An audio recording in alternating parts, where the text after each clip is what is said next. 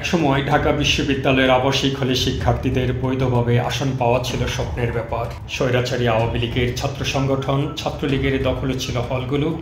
প্রশাসনের সাহস ছিল না কোনো শিক্ষার্থীকে হলে তোলার। ছাত্রলীগের নেতাদের অনুকম্পায় কালে ভদ্রে কারো ভাগ্যে হয়তো শিকায়ে ছিড়ত।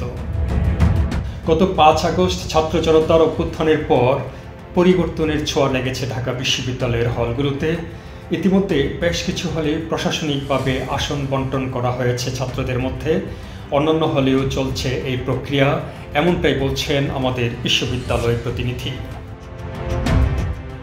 শিক্ষার্থী নিপীড়নকারী ছাত্রলীগ বিতাড়িত ক্যাম্পাস থেকে, ফলে এখন আর নেই গণরুম, গেস্ট রুমের মতো অমানবিক অত্যাচার। অছাত্র অবৈধদের দখলেও নেই কোনো হলের আসন। মূলত 15 জুলাই আন্দোলনরত শিক্ষার্থীদের উপর ছাত্রলীগের হামলার পরেই ভাগ্য লেখা হয়ে যায় সাদ্দাম হোসেনদের। সাধারণ ছাত্রদের রোষের মুখে 16 জুলাই সব হল থেকে পালিয়ে যেতে বাধ্য হন ছাত্রলীগের নেতাকর্মীরা।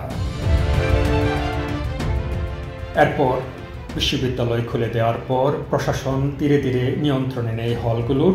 হলের নিয়ম শৃঙ্খলা, পরিস্থিতি ও পরিবেশে লাগে উন্নতির ছোঁয়া। তদারকি বেড়েছে প্রভোস্ট ও হাউস টিউটরদের। কবি জসিমউদ্দিন হলের এই শিক্ষার্থী যেমন ঢাকা টাইমসকে বলেন, আমি গত 4 বছর যাবৎ হলে ছিলাম, কিন্তু 24-এর আন্দোলনের পর থেকে আমাদের ঢাকা বিশ্ববিদ্যালয়ের হলগুলোতে ব্যাপক উন্নতি লক্ষ্য করা যাচ্ছে। পূর্বে যে পরিস্থিতি ছিল তার থেকে বর্তমানে যে উন্নতির দিকে যাচ্ছি আমরা, আসলে এটাকে ব্যাপকতাই বলা যায়, কারণ অনেক ক্ষেত্রে আমরা পরিবর্তন দেখতে পাচ্ছি। নবীন শিক্ষার্থীদেরও দেখা যাচ্ছে হলের আঙ্গিনায় স্বচ্ছন্দ বিচরণে। তাদের মধ্যে নেই আগের সেই জড়তা, নেই নজরদারির ভয়ভীতি। সহজ স্বাধীন বিচরণ তাদের ক্যাম্পাস জুড়ে। বঙ্গবন্ধু হলের এই নবীন শিক্ষার্থী ঢাকা টাইমসকে বলেন, পুরো বিশ্ববিদ্যালয় সহ আমাদের হলের সিনারি আসলে চেঞ্জ। নতুন স্বাধীনতা যে কি, এটা আসলে ভালোভাবে অনুধাবন করতে পারছি, কারণ আমরা তো সৌভাগ্যবান আসলে।